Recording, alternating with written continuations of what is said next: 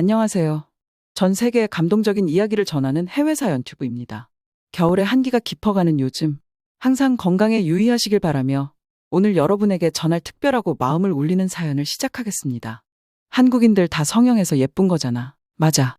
중국 사람들 눈이랑 턱 뾰족한 거 부러워해서 따라하는 사람들 많더라. 나 이번에 한국 여행 가는데 중국인의 아름다움을 한국에 보여주겠어. 중국이 최고라고 생각하는 여성이 한국인들의 외모 비하를 하고 있는데요. 행복하다는 듯이 웃고 있는 중국 여성들을 보면서 무슨 생각을 하시나요? 안녕하세요. 저는 중국에서 배우를 꿈꾸고 있는 닝난이라고 합니다. 중국의 선전의 영향을 받아 한국에 대해 부정적인 인식을 가지고 있던 외국인으로서 자신의 경험을 공유합니다. 분명 2020년 코로나 전까지만 해도 중국은 꽤나 개방적인 정책으로 다양한 여행을 다닐 수 있었는데요. 저는 중학생 때 갔다 온 유럽 여행을 꿈꿨어요.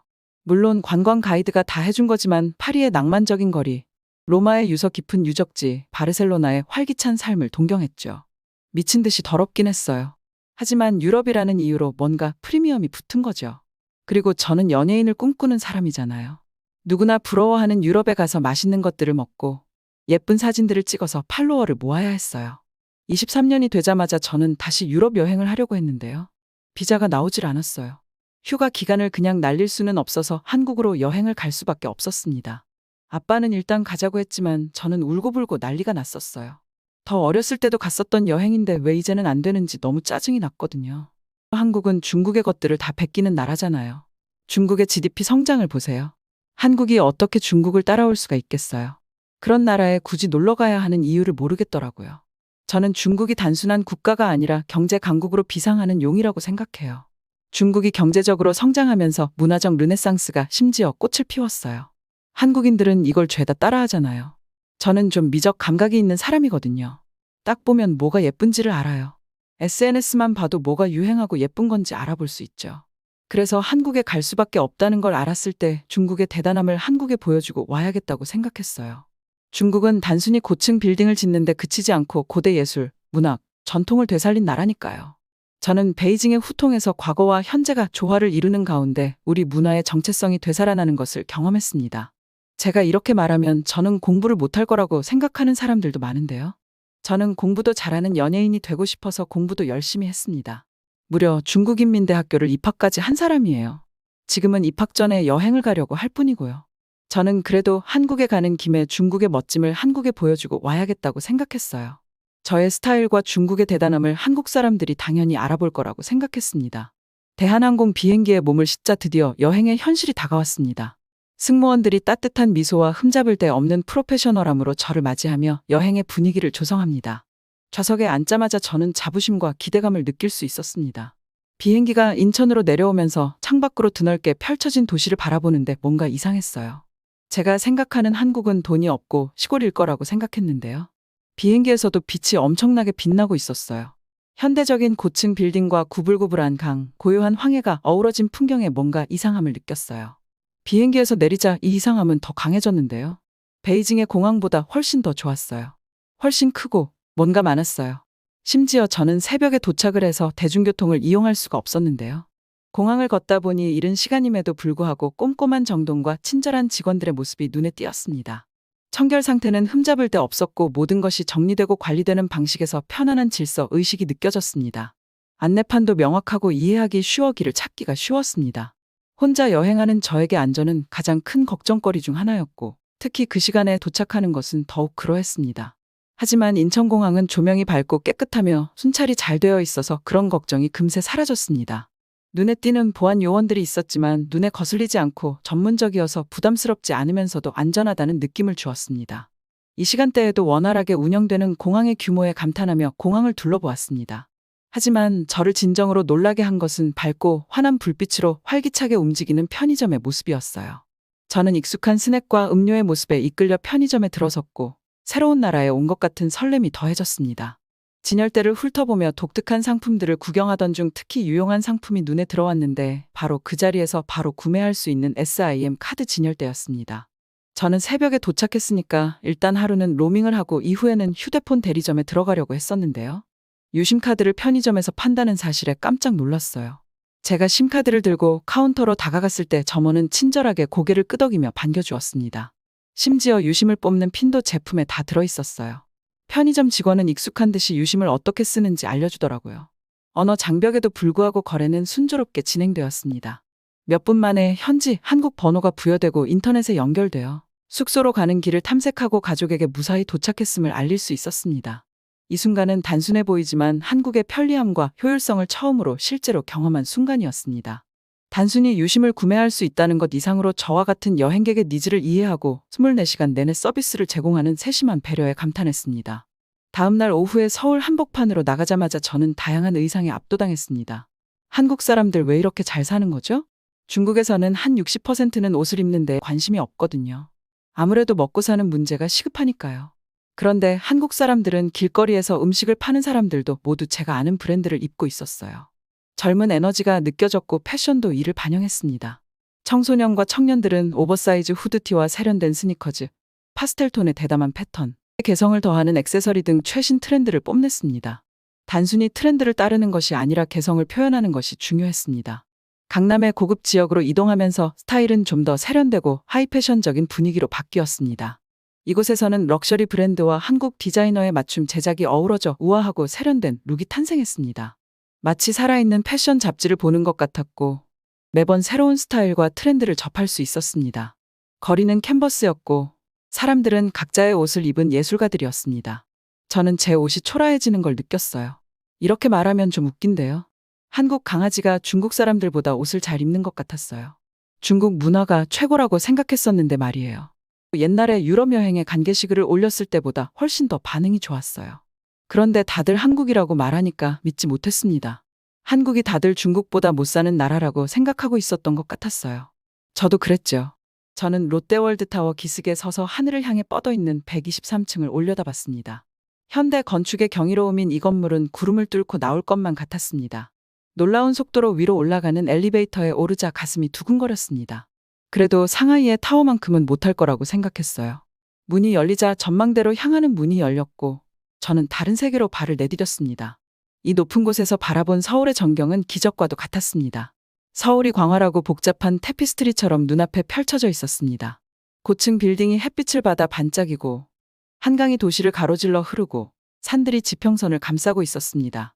자연과 도시 개발이 조화를 이루는 모습에 숨이 멎을 것 같았습니다. 도시에서 가장 높은 곳에서 바라보니 서울과 깊은 유대감을 느낄 수 있었습니다. 스카이라인은 단순한 건물들의 집합이 아니라 인간의 독창성과 글로벌 리더로 발돋움한 한 나라의 정신을 보여주는 증거였습니다. 해가 지기 시작하면서 도시의 황금빛 노을이 드리워지기 시작했습니다. 조명이 반짝이며 스카이라인이 눈부신 빛과 색채의 향연으로 변했습니다.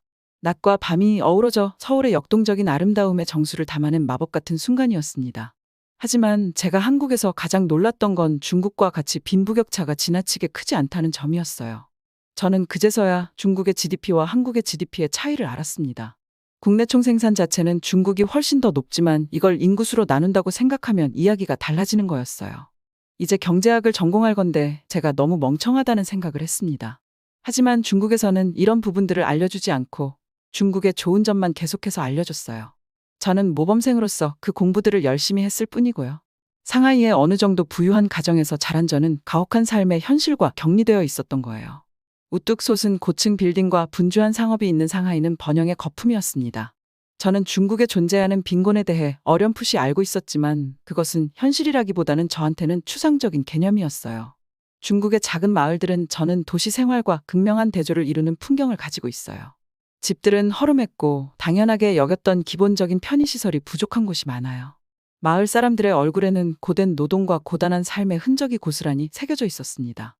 맨발에 너덜너덜한 옷을 입은 아이들이 거리에서 뛰어놀고 있었고 그들의 웃음소리가 주변의 가난을 대변하고 있거든요. 보통 가난한 나라일수록 빈부격차가 더 심한 거 아세요? 편견이 아니라 이건 수치상으로 나타나는 거예요. 그게 바로 중국이었던 거예요. 한국은 중산층이 발달한 나라인 거고요. 이 경험은 제 관점을 크게 바꿔놓았습니다. 상하이와 베이징 같은 도시는 중국 경제 기적의 상징이지만 중국의 많은 지역이 여전히 빈곤과 씨름하고 있다는 사실을 깨달았죠. 서울을 보면서 한국이야말로 진정한 선진국이 아닐까라는 생각을 했어요. 한국 길거리나 시장에서는 중국 사람들만큼 힘들어 보이는 사람들을 본 적이 없었거든요. 본인의 일을 열심히 하는 사람들 뿐이었습니다. 또 제가 놀란 점은 도시의 청결함인데요. 생각해보니까 서울에 도착한 순간부터 도시의 청결함이 바로 눈에 띄었습니다. 길거리에는 쓰레기가 거의 보이지 않을 정도로 깨끗했습니다. 붐비고 북적이는 곳에서 흔히 볼 수 있는 혼란과 난잡함을 예상하고 명동의 번화한 시장을 걸었던 기억이 납니다. 놀랍게도 이 지역은 놀라울 정도로 깨끗했습니다. 노점상들은 자신의 공간을 세심하게 관리하고 있었고 사람들은 쓰레기를 함부로 버리지 않았습니다. 다른 곳에서는 거의 볼 수 없었던 공공장소에 대한 집단적 책임감과 자부심이 느껴졌습니다. 한국 사람들한테는 이게 기본인 것 같았어요. 서울 시내의 여러 공원과 공공장소를 방문하면서 감탄은 더욱 커졌습니다. 시민들이 즐겨 찾는 한강공원은 청결에 대한 공동체의 존중을 보여주는 완벽한 예였습니다. 많은 방문객이 방문했음에도 불구하고 공원은 쓰레기가 하나도 없었고 모두가 아름다운 공원을 유지하기 위해 각자의 역할을 다하고 있었습니다.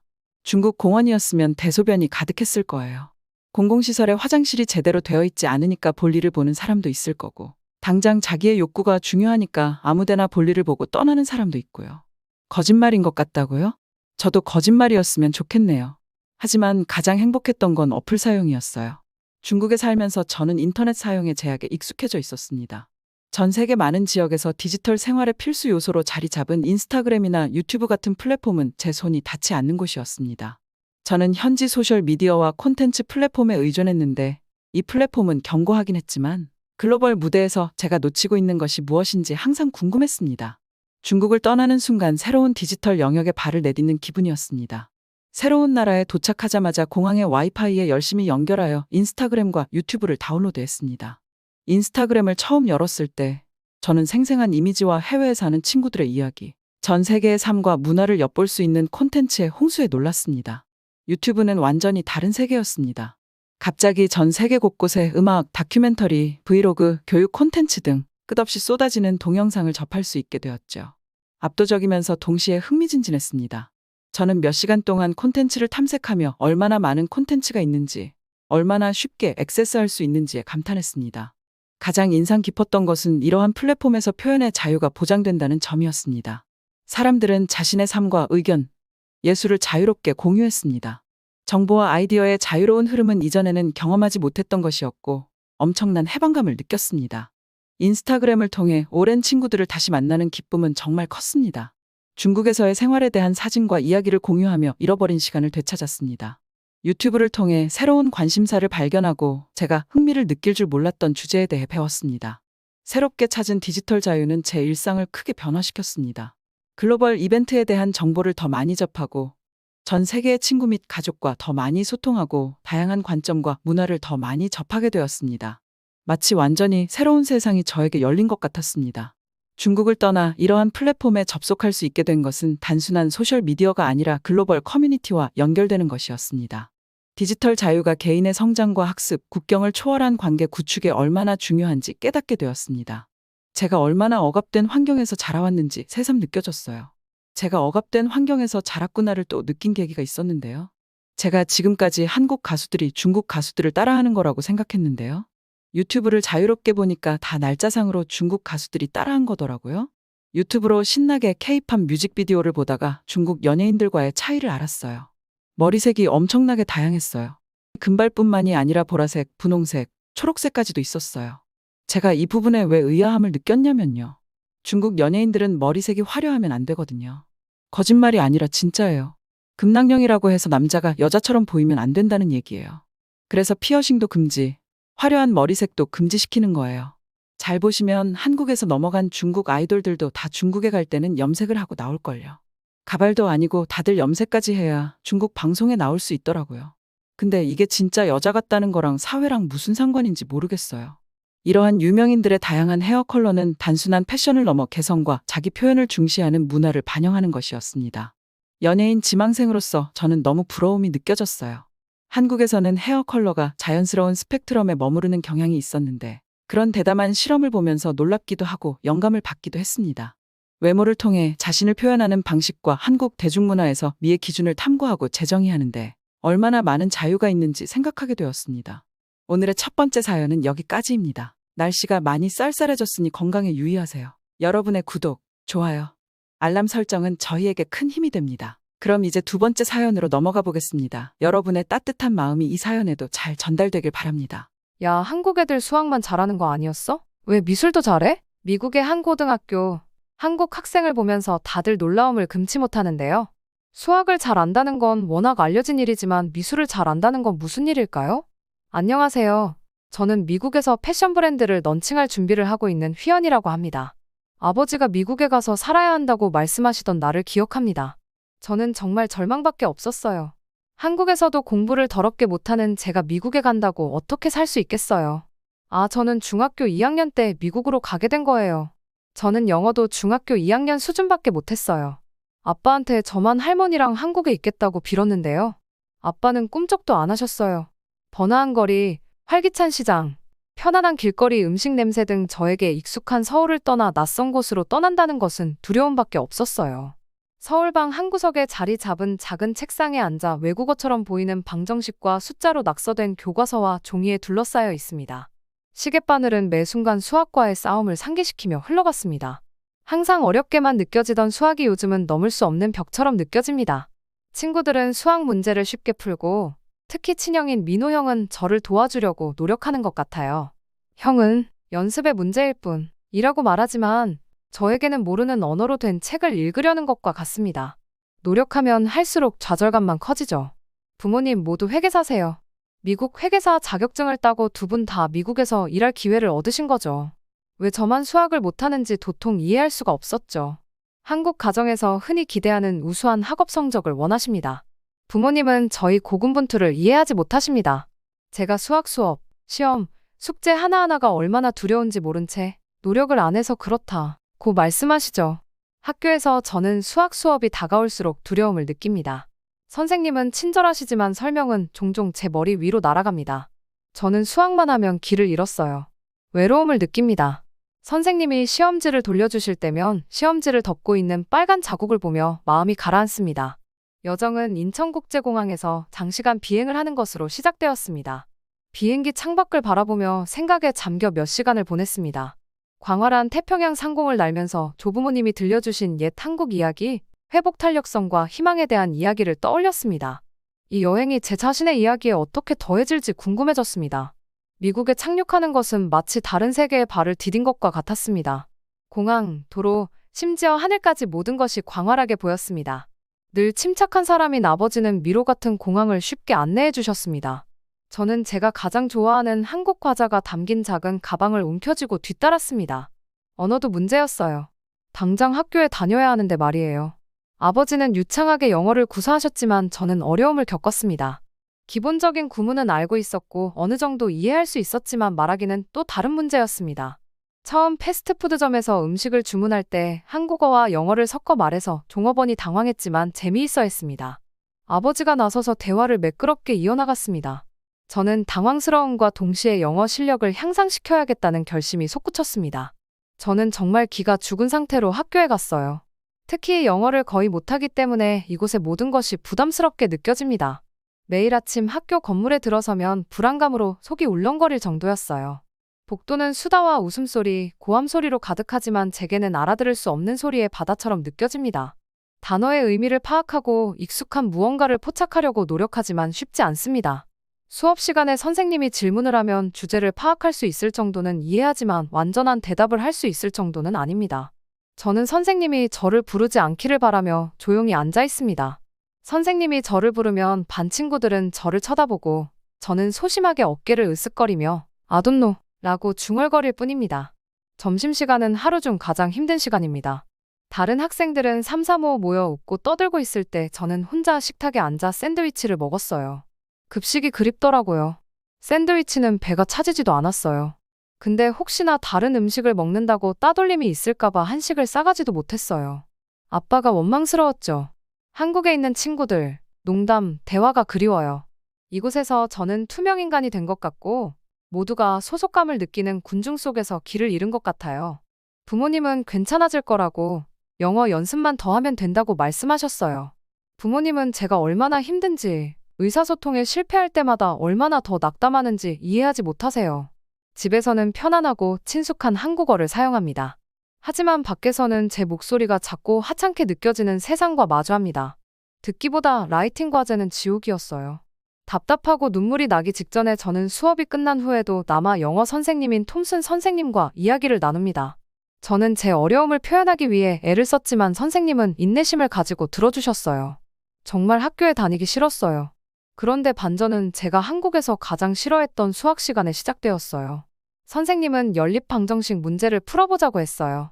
그거 아세요? 오리의 다리와 호랑이의 다리 개수, 그리고 총동물이 몇 마리인지 세는 문제 말이에요.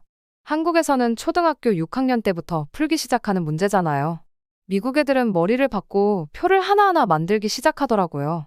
저는 앵하면서 연립방정식 문제를 풀었어요. 저는 빨리 풀었죠. 한국에서는 당연히 해본 거였으니까요.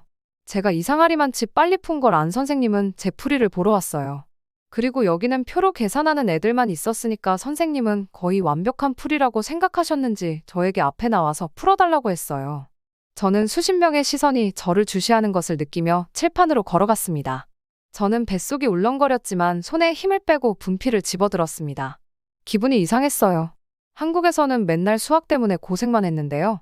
마지막으로 칠판에 해를 동그라미로 표시했습니다. 저는 무관심이나 혼란을 예상하며 교실로 향했습니다. 하지만 그 대신 박수갈채를 받았습니다.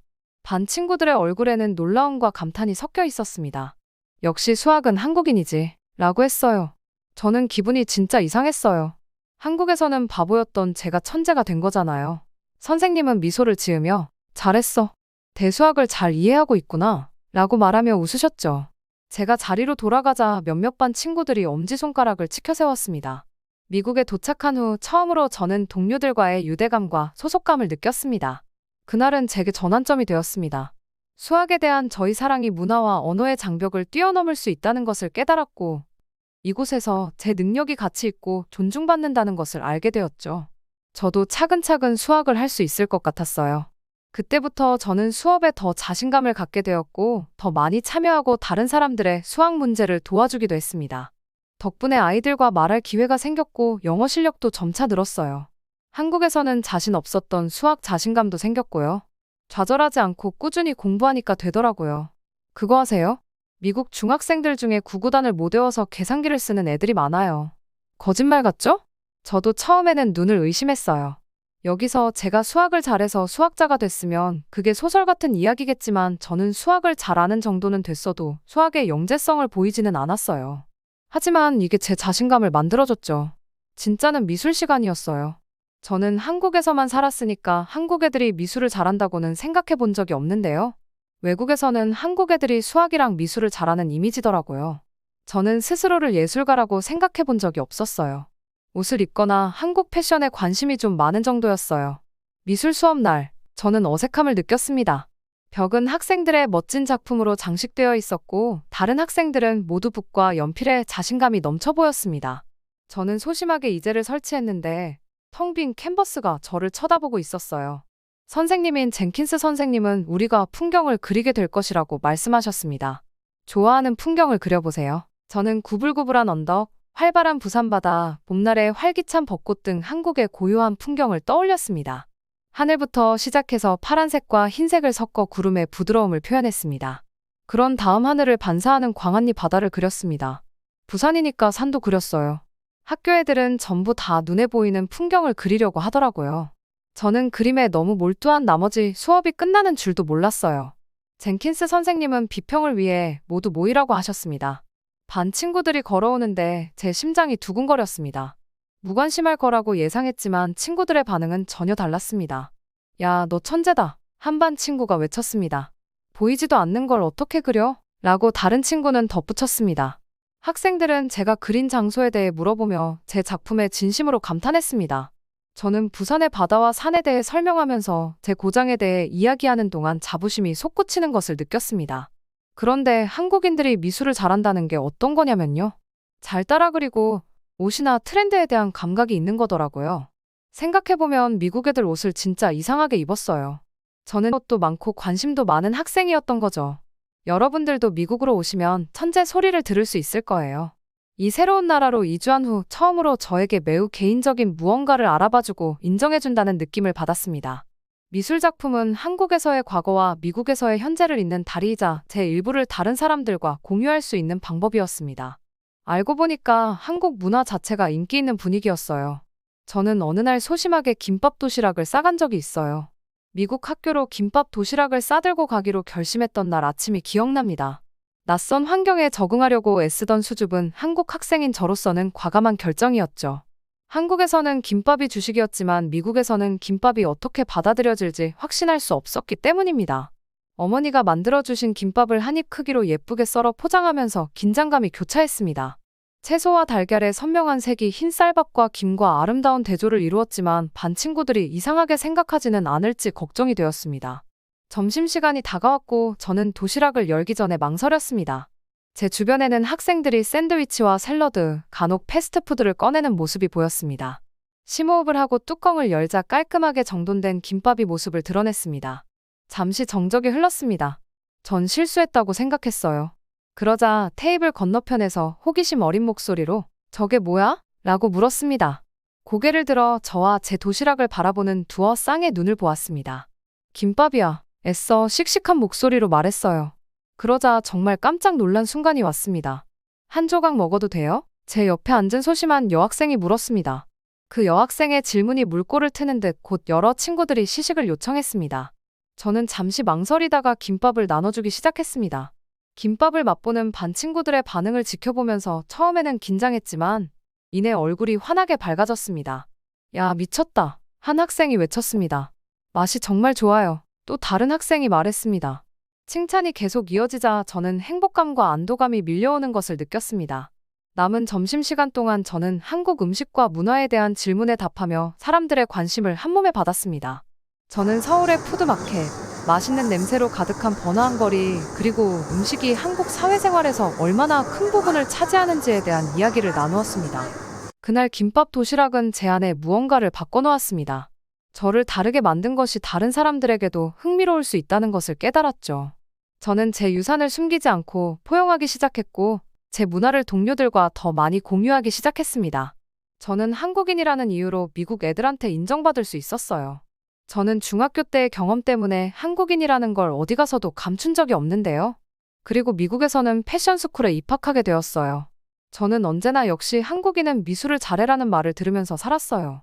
좋았어요. 그래서 미국의 명문 패션 스쿨에서 공부할 수 있는 기회를 얻었을 때 꿈이 이루어진 것 같았어요. 패션 학교에 처음 들어섰을 때 설렘과 걱정으로 심장이 두근거렸던 기억이 납니다.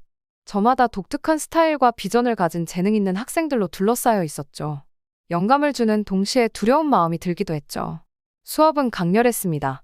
다양한 원단, 패션 역사, 디자인 원칙, 최신 트렌드에 대해 배웠죠. 저는 모든 것을 스펀지처럼 흡수했지만 눈에 띄고 싶은 욕심에 밤늦게까지 디자인을 스케치하고 패턴을 수정하는 경우가 많았습니다. 제 졸업작품은 제 한국적 유산과 미국에서 접한 다양한 스타일을 조화시키는 것이었습니다. 저는 제 디자인에 한국의 전통 미학과 현대적이고 글로벌한 영향이 조화를 이루는 저를 반영하고 싶었습니다. 한복의 유려한 선이나 한복의 독특한 소재들을 이용했어요. 한국적인 것이 세계적인 것이라는 믿음이 항상 있었거든요. 진정한 시험은 각 학생이 독창적인 컬렉션을 발표해야 하는 연말 패션쇼에서 이루어졌습니다. 저는 한국의 전통적 요소와 현대적인 서양 스타일을 결합한 하모니 인 콘트라스트를 콘셉트로 컬렉션을 만들기로 결정했습니다. 패션쇼 당일이 다가오자 긴장감과 설렘이 교차했습니다. 제 컬렉션은 한복에서 영감을 받아 현대적으로 재해석한 드레스, 은은한 한국 자수가 돋보이는 세련된 수트, 서울의 거리를 연상시키는 대담한 스트리트 스타일 의상으로 구성되었습니다. 제 컬렉션이 런웨이에 올랐을 때 저는 숨을 죽였습니다. 모델들은 밝은 조명 아래에서 제 디자인을 선보이며 자신감 넘치는 워킹을 선보였죠. 관객들의 반응은 처음에는 놀랍다는 반응이었지만 쇼가 진행되면서 고개를 끄덕이며 감탄하는 모습도 보였고 흥미롭다는 말도 들리고 심지어는 탄성을 지르기도 했습니다. 마지막 모델이 런웨이를 걷자 장내는 박수갈채로 가득 찼습니다. 서로가 서로를 인정하고 기뻐하는 순간이었습니다. 쇼에 참석한 동료, 교수, 심지어 업계 전문가들도 제 컬렉션의 독창성과 응집력에 깊은 인상을 받았습니다. 쇼가 끝난 후 여러 참석자들이 제 작품에 감탄을 표하며 다가왔습니다. 그들은 제가 한국의 영향을 현대 패션에 자연스럽게 녹여낸 방식에 흥미를 보였습니다.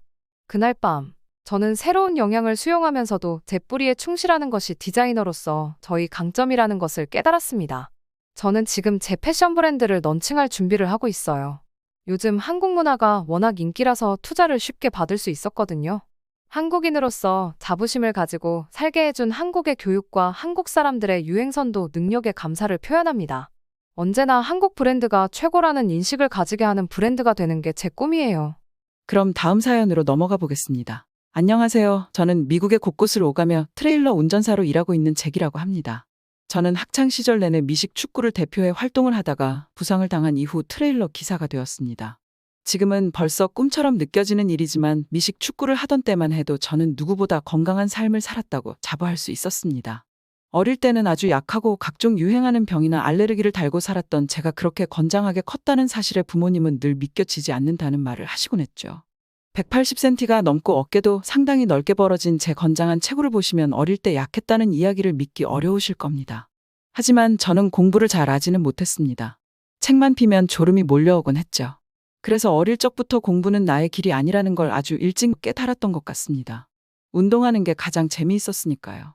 게다가 아버지를 닮아 꽤 잘생긴 외모의 인기에 바로미터로 불리는 미식 축구까지 잘한다는 건 남자 학생으로서 가장 꿈꿀 수 있는 최고의 인생이었습니다. 평소와 다를 게 없던 그날, 저의 달콤한 꿈들이 멈춘 일이 발생하게 되었습니다. 친구와 우연히 장난을 치면서 중심을 잃고 발목을 삐끗하면서 넘어져 무릎에 부상을 입게 되었습니다. 병원 신세를 지면서도 친구들에게 병문안을 오라고 하는 등 그때까지도 저는 계속 장난만 치며 답답한 병원을 빨리 나갈 궁리만 하고 있었죠. 그때까지만 해도 저는 전혀 사태의 심각성을 몰랐던 것 같습니다. 철이 없던 나이였으니까요. 앞으로 어떤 미래가 저에게 펼쳐질 거라고는 조금도 몰랐을 겁니다. 그 나이까지 단 한 번도 예상해 본 적 없던 직업을 갖게 될 줄도 몰랐겠죠. 빠르게 퇴원할 수 있을 줄 알았던 제 무릎은 실제로 더 심하게 다쳤다는 걸 알게 되었습니다. 부모님은 물론이었지만 제 자신이 너무 싫어 용서할 수 없는 기분을 말로 형용할 수가 없네요.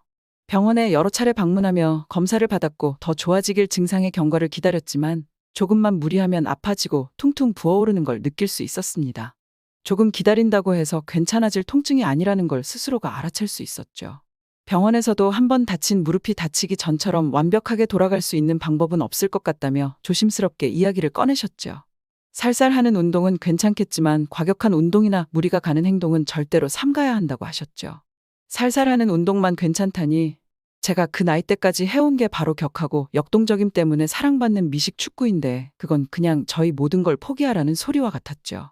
의사 선생님을 붙잡고 울어보기도 하고 하소연을 하고 빌어보기도 했습니다만 선생님께서도 도저히 더 해주실 수 있는 건 없다고 하셨죠. 당연한 결과였어요. 선생님이 뭘 어떻게 해주실 수 있었겠어요.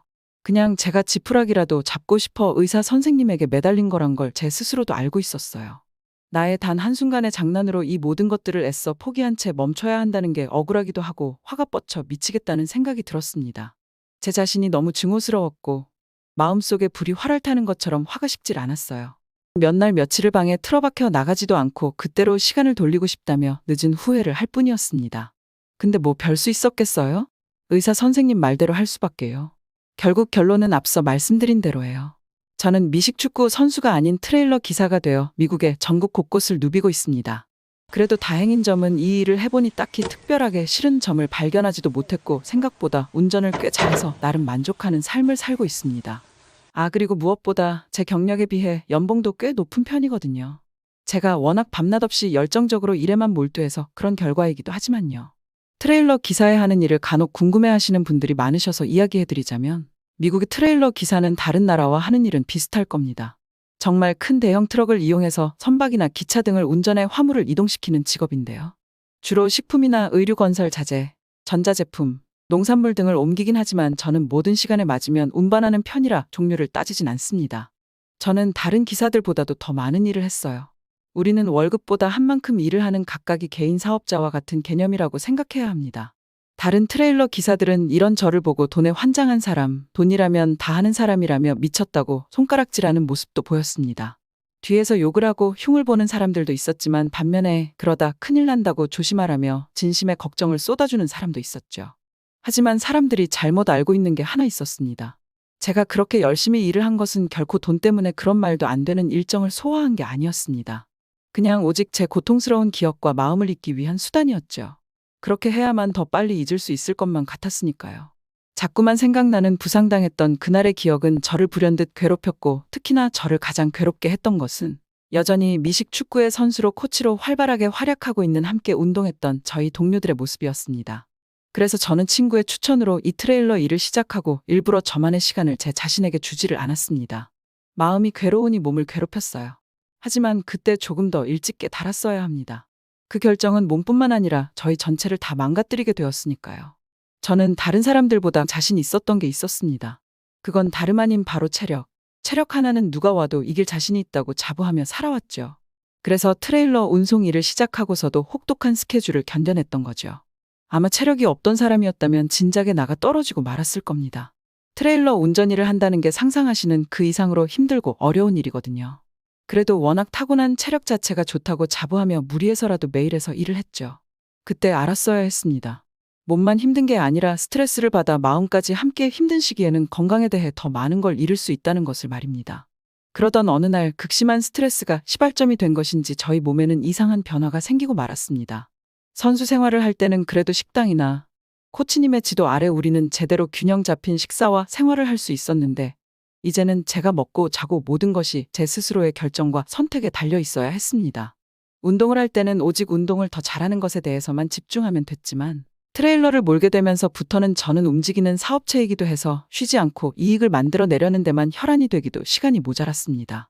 어느 날엔 트레일러로 전국 곳곳을 다니면서 최대 13시간을 운전하고 다니는 일도 잦았고 잘 씻지 못하는 경우도 많았습니다. 미국은 어디나 안심할 수 없는 곳이 많기 때문에 차를 세워두고 잠시 눈을 붙이거나 할 정도로 안심할 수도 없는 노릇이었죠. 사정이 이렇다 보니 먹는 건 더 심각했습니다. 식사 시간을 제때 맞추는 건 갈수록 희박해 갔죠. 그러면서 어릴 때 알았던 질병이 다시 일어나기 시작했어요. 그 병은 바로 글루텐 알레르기라고 하는 병입니다. 그때는 글루텐 알레르기로 너무 심각하게 고생을 해서 하루하루가 괴로웠어요. 이 질병은 일종의 소화불량증 같은 건데요. 글루텐은 밀이나 호밀 같은 곡물에 풍부하게 들어있는 단백질을 말하는데 빵이나 피자 등 식품에 탄력을 주는 역할을 하는 거지만 저는 그 글루텐을 먹으면 문제가 발생하는 거죠. 글루텐은 대부분의 사람들에게는 아무런 영향도 끼치지 않지만 정말 일부의 저 같은 사람들에게는 글루텐을 소화하는 데서 심한 어려움을 겪게 됩니다. 저는 이 질병이 어린이 때까지도 좀 심했다고 들었는데 점점 몸이 자라나고 면역력이 강해지면서 자연스럽게 증상은 잦아들어서 완치가 된 줄만 알고 있었습니다. 그랬던 그 병이 생활 균형이 무너지고 나니 다시 내민 것입니다. 글루텐 민감성이라 불리는 저희 질환은 좀 더 심한 질환인 셀리악 병 정도까지 가지 않았지만 심각해지면 머지않아 곧 그렇게 될 수 있기에 항상 조심해야 합니다.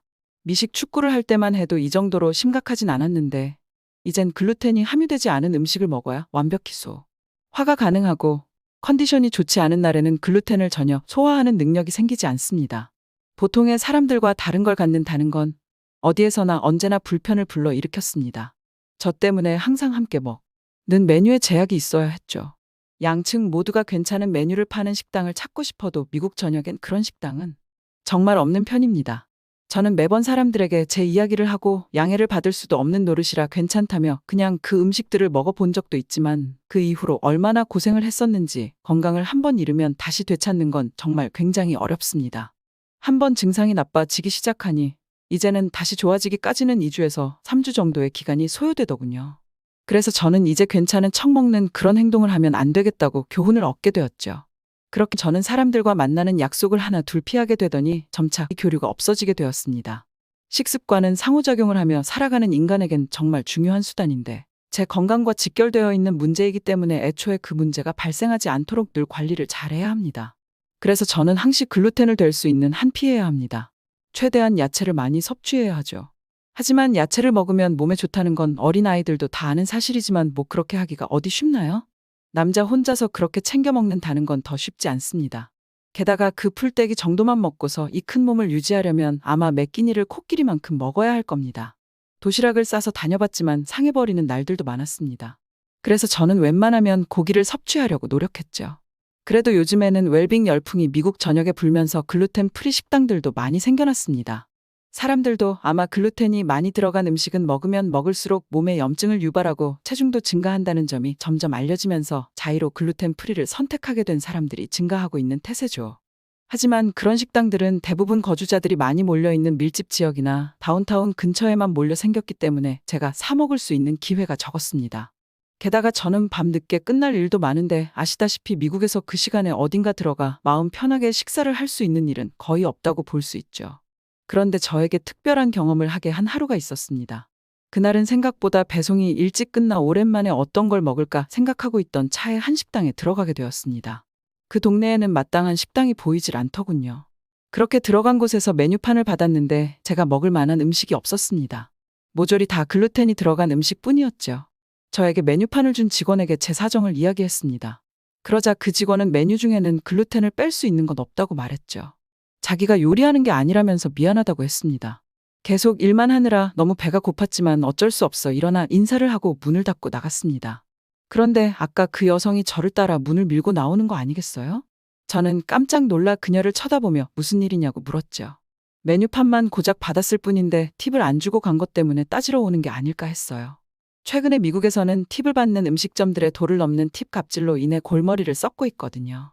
그래서 저는 그녀가 뭐라고 할지 촉각을 곤두세우고 있었습니다. 그녀는 저에게 뚜벅뚜벅 걸어왔습니다. 그러더니 그녀가 입 밖으로 꺼낸 말은 저 건너편 트레이더 조로 가보세요. 거기에 한국의 김밥이라는 걸 판다는데 그건 정말 맛있고 건강에도 좋대요. 글루텐 프리를 하는 사람들도 그것 때문에 요새 난리래요. 라며 저에게 안내를 해주었습니다. 저는 좀 당황스럽기도 해서 그냥 마트에서 파는 게 좋아봤자지. 뭘 난리까지요? 그러자 그녀는 틱톡도 모르세요? 모르면 가서 직접 보세요. 근데 볼 수 있을지는 모르겠어요.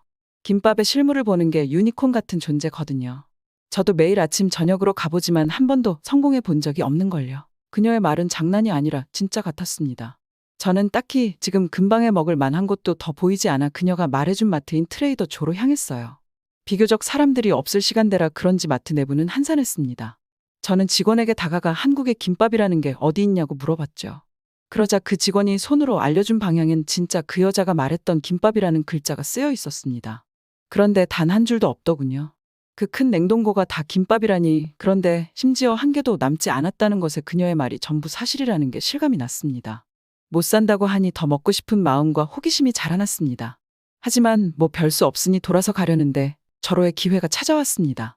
바로 식재료를 채우는 시간이 된 것입니다. 원래 30분 뒤부터 선착순으로 1인당 한 줄만 가능한데 이번만 저에게 한 줄을 미리 살 수 있게 해주신다고 해주셨죠. 저는 감사했지만 한편으론 황당스럽기도 했어요. 얼마나 대단한 음식이라고 그래봤자 냉동실에 있는 간편식품인 주제라는 생각을 했죠.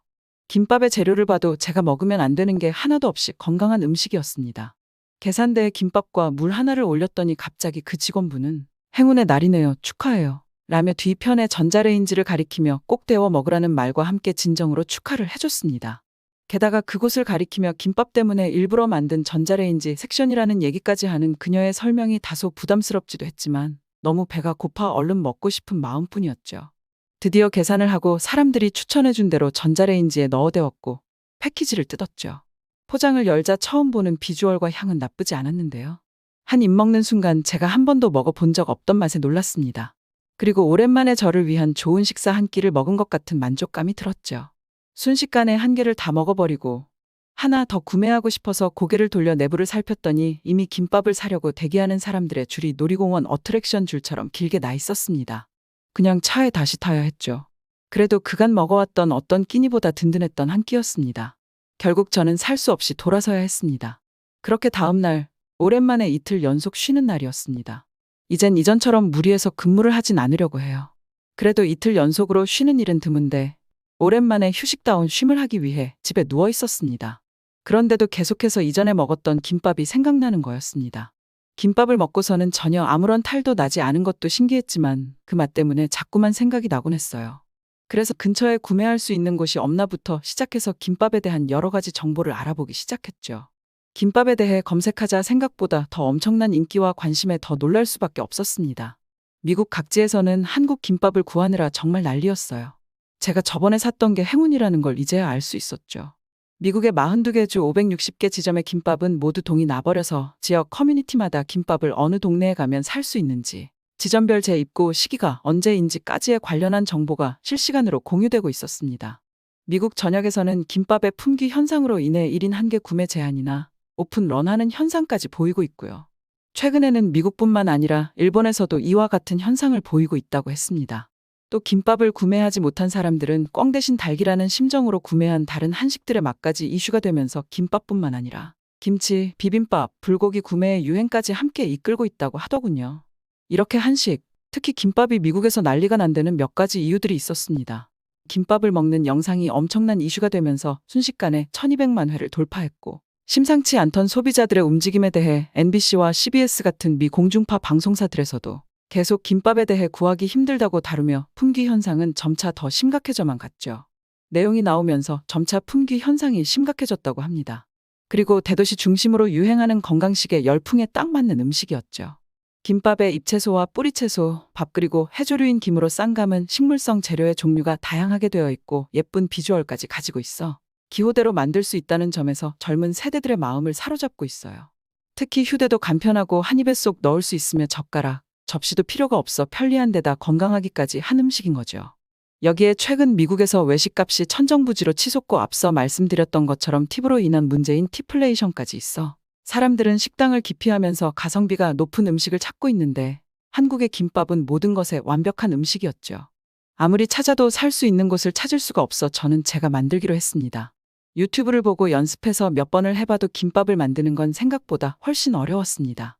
먹을 때는 간편했는데 만들려면 이렇게 많은 정성이 들어가야 한다니. 몇 번이나 실패를 하고 거듭한 끝에 이제는 김밥을 꽤 잘 만들 수 있게 되었습니다.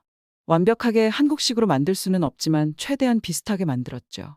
저는 김밥을 대량으로 만들어 두고 소분해서 나눠 운전을 하고 이동할 때 간편하게 먹을 수 있게 되었습니다. 이제 끼니 걱정도 건강 걱정도 하지 않아도 될 수 있었죠. 이젠 일도 하면서 제 스스로도 챙길 수 있는 시간들을 보내고 있는 것 같아 뿌듯하기도 합니다. 아, 그리고 이번 주에는 저번에 갔던 지역으로 배달을 하러 가게 되었는데요. 그러는 김에 저에게 처음 김밥이라는 걸 알려준 그 식당의 그녀에게 제가 만든 김밥을 한 줄 선물하려고 합니다. 김밥은 여전히 구하기 힘들 테니 아직 그녀가 못 먹어봤을 게 분명했죠. 그녀가 좋아했으면 좋겠네요.